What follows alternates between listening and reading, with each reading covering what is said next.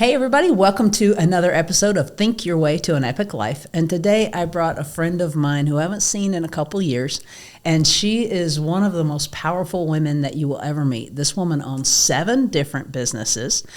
She has 2 kids, a happy husband, and she does something that I envy. She's able to truly give love to those who are in their last days. She owns a hospice care place. So we've got all kinds of fun things to talk to her about. Jennifer, thanks for joining me. You're welcome. Thank you. That was very sweet. Well, Thank you for you're awesome. doing that wonderful introduction. I love it. Well, good. I'm glad you're happy with it. Yeah. So let's start we're going to go into all of your amazingness, but let's start with what created you. Where were you born? I was born here in Albuquerque. Really? Okay. Born and raised. And I hate to say it, I do not know any Spanish. Oh, me neither. It's embarrassing. It's embarrassing. Yeah. Muy poquito. That's about it. A little bit. A little bit. Yeah. Yeah. Okay. So you were born and raised here, and you went to school here? I went to school here. Yep. Okay. And graduated from Manzano High School. Okay. Met my husband at McDonald's. When I was in high school, he's from Highland High School, and we met at McDonald's and fell in love 45 years ago. What? 44 years ago. I was 16. Wow. Yeah, 16. And okay, so this was not about marriage, but how are you happily married after all those years? Oh, you know what? I'm going to tell you a secret that I learned from somebody, okay? So somebody told me that they were having trouble in their marriage and they went to counseling. And in the counseling, they met couples that had been married at different stages for length of time, right? And different stages in their life. And they met this older couple that had been together for almost 80 years. And they were like 90-something years old. And the gentleman said, the secret to a happy marriage is that you know you're going to fall in and out of love with somebody throughout that length of time, and you have to figure out how to fall back in love with that person when you're not in love with them at that moment. Wow. And that it's not always greener on the other side, so work out what you can with your husband at that moment. So that's what I bring into my relationship. It's not always roses, right? You always have trouble. You may not like him at the moment, but how do you fall back in love with that person? And so I take that to my marriage every day. So what is a hint for somebody who's been married 25 years? How do you fall back in love? Sometimes it's difficult. But so last night, my husband and I got old 80s music and we danced in the bedroom for a half hour and then went swimming afterwards. There you go. That's awesome. So we just danced and had fun and listened to fun music and enjoyed it, and then laughed a little bit at the time, and then went and got in the pool and cooled off and swam, and then climbed into bed and went to bed. So you treat each other like friends? We do, a lot of it. Mm-hmm. Mm-hmm. Yeah. All right, very cool. Okay, so you went to high school here. Did you go to college here? I did not. I went to Montana State University in Bozeman, Montana. Okay. Got my nursing degree. So my husband and I traveled, though, before I went to school. We traveled around the world. We lived in Alaska for a while, and he's a pharmacist. He graduated from UNM, and he's a pharmacist, and we went to Alaska where he got his first job, and then we took off and traveled around the world for a year. And when we came back, he said, what do you want to do? And I said, I need to go to nursing school. So we went to Bozeman, Montana, and just kind of went to school. It was just kind of a spur-of-the-moment thing. Oh, my goodness. Okay. I was young. So you can no do anything regrets. no regrets. You can do anything when you're young, right? Would you recommend people who don't have kids to go do that? Yes. Travel? Mm-hmm. Oh, yeah. Definitely. When you're younger. Yes. As I get older, it's harder. Right. Yeah, it's harder. I want my comforts. I want my bed. I want my pillow. I want my shower. Yeah, we do get set a little bit in our ways. Yeah. But you are probably one of the most uncomfortable people I know. I mean, how do you have 7 businesses and say that you're into comfort? I'm learning self-care. It's hard. Okay. I really am. I'm having to learn self-care. Oh, Massages twice a week, getting my feet done once a month, do what I can to have some self-care. Okay. And so this is something that's new for you. This is new, yeah. So what made you decide I need some self-care? I think it's because I get too stressed out, and my husband's like, what is wrong with you? You're not sleeping. You're stressed all the time. You can't have a conversation with me at the moment. And I'm like, I need to sit back and relax. What do I need to do? So it's only been in the last maybe 4 months or so that I've really had to figure out how to do that. Okay. Plus, I've also had to give up some responsibility at my job. I can't do everything and do it all because I'm not going to be proficient at it if I try to have control over everything. So I have to give up some control. Wow. Wow. I don't want to. I have but that I have on to. film. I know. Ask some of my staff what they think. Did she really give up control, guys? You can call me. Yeah. But it is true. Without leverage, you can only do what you can do in the hours that you're awake. Exactly. So you have to be able to trust, pass on, all that good Exactly. stuff. All right. So you went to school in Montana. You got your nursing degree. Now what's next? What's next is we moved to, that's when we traveled though, right after I got my nursing degree. We stayed in Montana for a while, and I started a company in Montana. And I had a travel nurse company in Montana. And I had my children, and I was able to live out in the middle of nowhere on this great property in Montana, have 2 kids, and run my company from my home. Wow. That was before Zoom or anything. Mm-hmm. It was, yeah. I see. You're kind of a pioneer. I don't know. I used to have one of those old phones that were really big. Yeah, and I'd be driving around Montana with my big phone. 2 kids in the back screaming their head off. Yeah. Oh my gosh. Okay, so there's no excuses for somebody to say, well, I've got kids and I've got this, I've got that. I couldn't possibly own a business. No, you can do it. It takes some work, but you can do it. I met moms who are going to nursing school, which is harder to me than running a business, going to nursing school with little ones, and they were successful. You can do it. You just have to have the gumption and the manpower and the will to do it. So yeah. Okay. All right. So now I never really got the whole amount. You traveled before nursing school or right after? I traveled before nursing school. Then I had nursing school. And then I started my company, and then I had my kids. Okay. And then we moved to New Mexico, back home. All right. And that's when I kept running my company, and then my son got sick. My son, Sage, he got sick. So I ended up having to take care of him, and I spent a few years learning how to take care of him. I had to learn how the healthcare system works outside of working in the hospital settings that I was used to, how to do more community health type of stuff, what resources were out there, and that's when I started Roadrunner Healthcare. So Roadrunner Healthcare has been in business for how long now? Since 2013. Since 2013. Mm-hmm. So we're talking, it's your 10th anniversary. Mm-hmm. And I think, I'm not sure, correct me if I'm wrong, my mother-in-law was your very first hospice patient. She was one of my very first. Yes. Oh, okay, she wasn't the first one. Okay. I think I had 2 before her, but she was pretty close to that. Okay. She was a gem. Oh my God. I loved her. Yeah. Yes. Yeah, you did. You loved her incredibly well, which is why you're on this podcast. Because, guys, if you have someone who is facing the end of life and they need hospice care, there's no company. I don't know of the other companies. I'm not trying to put them down, but I'm telling you, there's no one that's going to love them the way that Jennifer and her team did. We do. We're a nurse-run company, nurse-owned company. We focus on patient care, and that's our goal. Yeah, and guys, they do a phenomenal, unbelievable job. Absolutely become part of your family. Yes, they do. Yeah.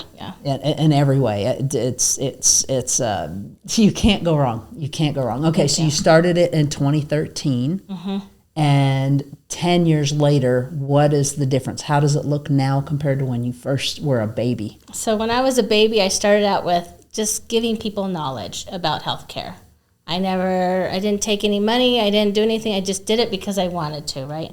And then people started asking me for more services. Can you help my mom with this? Can you help me with this? And then it turned into hospice patients. Can you take care of my mother while she's on hospice? Can you take care of this person while they were on hospice? And I would go in and take care of them, and I'm like, I can do hospice. This is wonderful. I don't want to just take care of them as a caregiver side of it. I want to take care of them fully. I want to give them the full spectrum of what hospice is and how they can have the best care. So I started my hospice agency, and it took about 3 years to get it running because you have to go through Medicare, you have to go through all the laws, all the legal stuff, so it takes a long time. So 2018 was when I finally got approval for my hospice. And I was able to start taking patients on. Okay, so what % of your patients now are hospice versus regular home health care? So currently we have almost 200 patients on hospice. Wow. My mother-in-law, one of her favorite things I think she ever did was when she came and fired me because you guys took over. Because she hated having to have a family member do those things. And so, and some people are very proud like that. They are. So she was just so proudly came and said, "You're fired."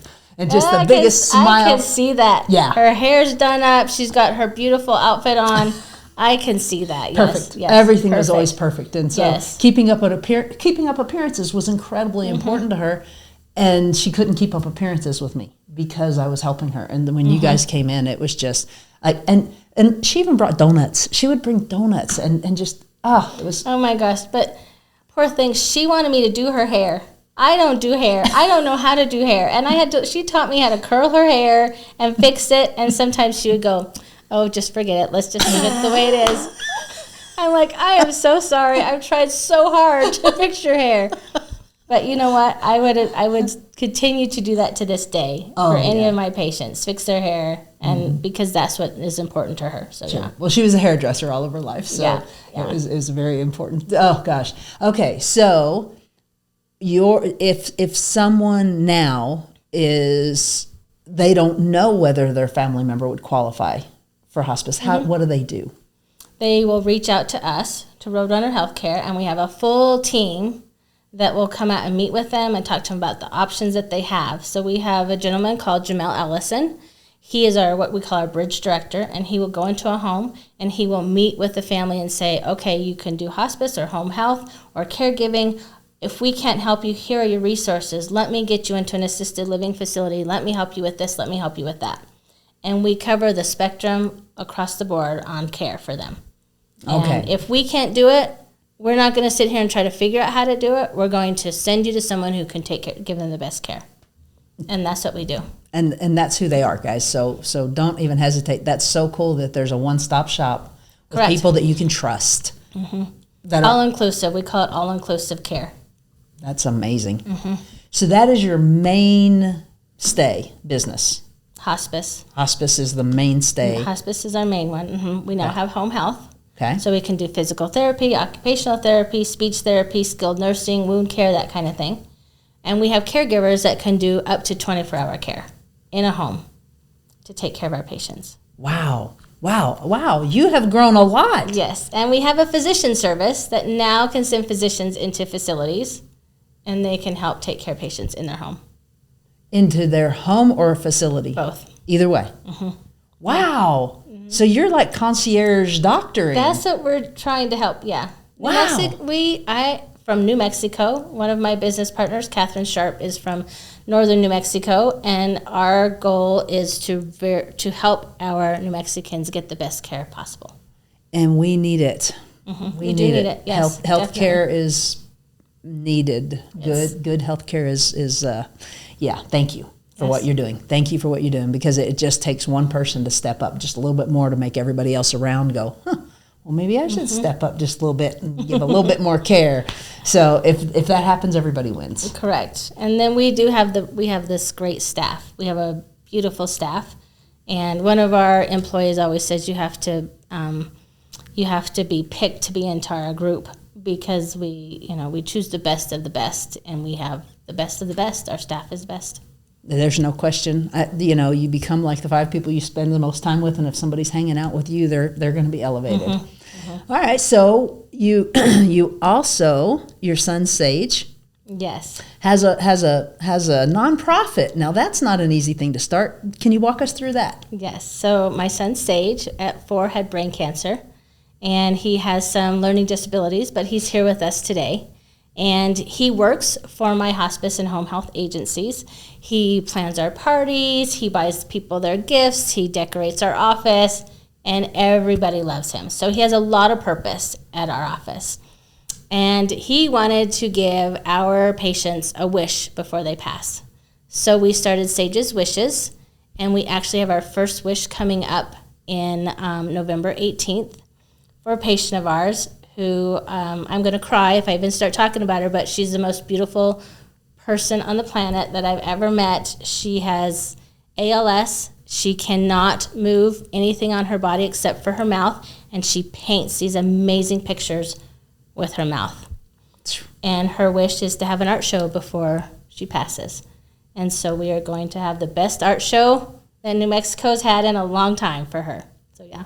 Very cool. What an incredible heart he has. How old is he now? He's 21 now. Mm-hmm. He's 21, and he has his own nonprofit, Sage's Wishes. Mm-hmm. And wow. Oh, my gosh. How excited is she about this? This lady's wonderful. She's so excited. We call. She emails me every day, or she sends me messages every day. We talk about what we're going to do. I've visited with her a few times. I've even purchased one of her paintings. Some of our staff has purchased some of her paintings. And we have a video of her and what she does and kind of how long it takes her to go through a process of a painting. And so, gosh, okay. Amazing. And she's the most positive person on the planet. She sends me these wonderful messages and how great life is. And I told her I have nothing to complain about. When I'm sitting with you, I have nothing to complain about. Nothing. Amen. Yeah. Amen. It is stunning. I have a friend who's a quadriplegic, and for about 3 years now, we reconnected. We were high school buddies, and we reconnected, and for about 3 years now, almost every single morning of my life, 7 days a week, I get an encouraging text from him. Yeah. And it's just like, wow, oh my gosh. I know. And I was with her on Friday, and I was sitting with her, and I'm just going to give her first name. Carla is her first name. And I was like, Carla, I don't have anything to complain about. And she goes, you can complain, but not for very long. I'm like, okay, thank you. That's good. You get a pity party, but it's only 5 minutes.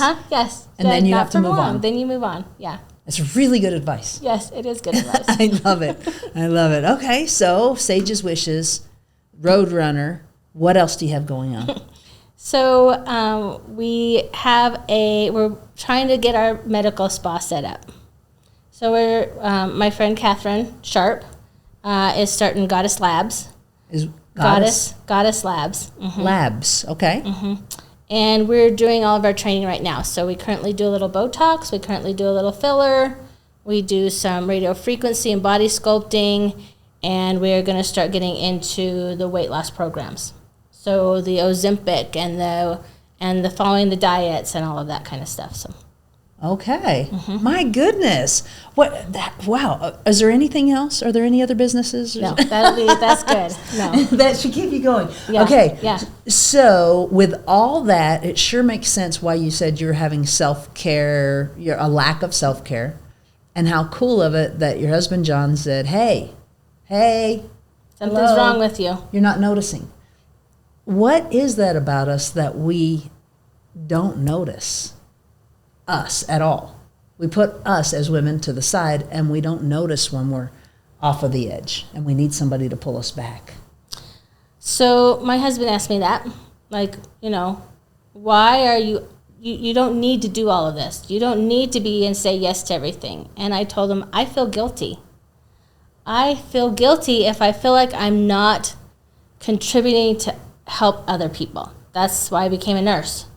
Right? Us nurses want to help others, and we don't look at ourselves. But then he's like, you don't feel guilty. You don't have to feel guilty. Quit feeling guilty. And I'm like, I feel guilty if my kids, are unhappy. I feel guilty if this is, and he's like, oh my God, stop. So I'm trying to figure out how not to feel guilty. Yeah. Huh. It's just who I am. Because I feel like I got to make everybody happy. Do you think you do? Probably not half the time. Really? Because I think you do. Do you? Yes, ma'am.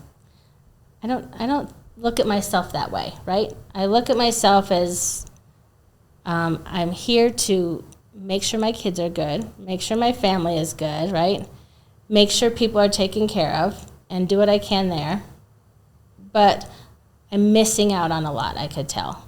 I don't pay attention to the things around me sometimes. I don't pay attention to names of people a lot of times. Like, I miss out on a lot. And I feel like sometimes I really have to pull myself out of whatever I'm doing and not feel guilty or not focused on something too much and start figuring out what's around me, open my eyes a little more. That's pretty deep. Well, and I have to say, again, my business partner, Catherine, she sees more than I do. She sees it. She remembers people's names. She asks me questions like, oh, what are you doing? Do you remember this happening? I'm like, oh my God, I don't remember. Am I just getting old because I'm in my late 50s? Am I getting old and I'm not remembering? Of course, my kids think I might have dementia sometimes, but or am I just not paying attention because I'm so stressed out or focused on everything else of helping others? You know, my husband calls it beholding. And I really think it is being where you are right now. Because most of the time we're really not here. We're at work, or we're with our family, or we're like thinking about the rattlesnake or what, you know. Correct. And I really feel like if we could, people like us that are super driven could just behold. I love that word that he says, just behold, and just stop and look at a plant or an animal or a child, or, you know, and just really be there in that moment fully, and don't be thinking about what else somebody else might need. Exactly. How do you do that, though? You know, really, you want to know? It's amazing. Mel Robbins wrote a book, and it's called The 5-Second Rule. And she figured it out by accident, literally by accident. Her life was a shambles. Everything was falling apart. And she was hitting the snooze alarm. Every morning she was just like, oh, just a few more minutes, and just a few more. And things were falling apart. She's watching TV, having a Manhattan one night, which is, of course, what you should do when things are falling apart. And she saw a commercial, and a rocket was taking off. And when the rocket took off, she said, that's it right there, Mel Robbins. Tomorrow morning, as soon as that alarm goes off, you're going to 5, 4, 3, 2, 1, and you're going to rocket yourself out of bed. So the next morning, she actually did it. And it's like, oh, my God, I'm standing up. It worked. She didn't know why it worked, but she knew it did work. So the 5-second rule is, she wrote a whole book about it. It's fascinating. You take yourself from your monkey brain into your logical brain. Right. And then you can think, 5, 4, 3, 2, 1. And then for me, I always say an affirmation. And so when you have a disempowering thought, which anytime, would you ever choose that thought? No, I want to. You'd never choose to think bad things about yourself or be fearful or anything like that. So my hypothesis is, it's not your thought. It's an intruder, and you don't have to entertain it. 5, 4, 3, 2, 1. Get out. Get it out of there. That's a good idea, because I hold it in there. Yeah. And I circle it through a lot, and I think about it a lot, and yeah. Mm-hmm. Yeah, I heard somewhere it was said, talk to yourself, don't listen to yourself. Mm-hmm. And that one saying has changed my life, because when you realize that there's something or someone else putting thoughts in your head that you would never choose. Right. If I was bugging you like that, like, hey, how quick would you get me out of your world? Correct. Immediately, like you're out, right? But we let it go on. So, yeah, it's crazy. I need to do that. Okay. All right. We're going to do it. All right. So with all of that stuff going on, what are your priorities? Like in a day, when you wake up, what do you do in the morning? What do you do? Your routine, I guess. Depends on the day, right? Right. Sometimes I just want to lay in bed and eat cheese puffs all day, but I can't do that, right? Yeah. But I have to get up. I'm work focused. So I do have to get up in the morning, and I have to get to work. I want my focus to be where I work only so many hours a day. And I have my kids with me. My kids work with me. And so Sage wants to go to the store. Let's go to the store. My son Colt is there. Let me take him to lunch. I want to be able to do that with my kids, right? Because they're 20 and 21, and they're going to be, married or doing their own thing, and I want my kids with me. That to me is very important. And then I'm really trying hard to, like my husband and I are saying, let's go out to dinner, let's go do this. So he's getting us more involved with that. So he's starting to prepare more, to push me more in that direction, which is good. So, and then my other goal is when I wake up, sometimes I think about, I just need a break and I want to go somewhere. So now I want to go on a little trip. Do I just go to Santa Fe this weekend? Do I go down to Las Cruces for a day? What do I need to do? And so those are my focuses now when I get up. Those are pretty good focuses. Mm-hmm. So family, of course. Children, family, yes. And then business. That's what I want it to be. That's what yeah. Business is always first when I wake up, then family. And I don't want it to be that way. Right. So, yeah. I'm right there with you. I Yeah. mean, like exactly there with you, and it's not the way it's supposed to be. Not the way it's supposed to be. It's not. And you know, the truth is, I think it was Darren Hardy that said, think about your funeral and think about who all's going to be there. And then think about who's going to care enough to go to the graveside and actually, you know, see you interned. And who really cried. And then who do you really spend all your time with? Mm-hmm. All the people who are in the back, and there's just, you know, it's the people on the front that I'm right there with you. All right, so we have a challenge. Maybe we can keep each other accountable. That sounds good. Yeah. That sounds good, All yeah. right. Yeah. Thank you. So do you have any books or podcasts or recommendations or anything for people to get from where they are to where they want to be? To own a business? Like, No, I haven't found any. I am in the process of wanting to write a book on the healthcare system and what's out there and how people could get what they need. What is hospice? What is palliative care? What is home health? What is caregiving? What do insurance require you to have if you want these services? What is long-term care insurance? What's this and that, right? I want to do that. I don't have the time for that. But to me, that would be a very interesting book if there was something out there for that, because people really need to know what's going on in healthcare and how it's changing. okay. Insurance is not covering anything anymore. Yeah, it's pretty Yeah, bad. It's yeah. pretty bad. Healthcare in America we're 17th in the world. Yeah, it's terrible. I Yeah. know. And then wouldn't it be great to have another like Chicken Soup for the Soul book or something? I love those. Something very, happy and positive and There you go. short reads. Yeah. Okay, I'll send you some stuff. That sounds good. Thanks for coming, Thank Jennifer. you. Love it. Thank Love you. you. Good to see you. Bye.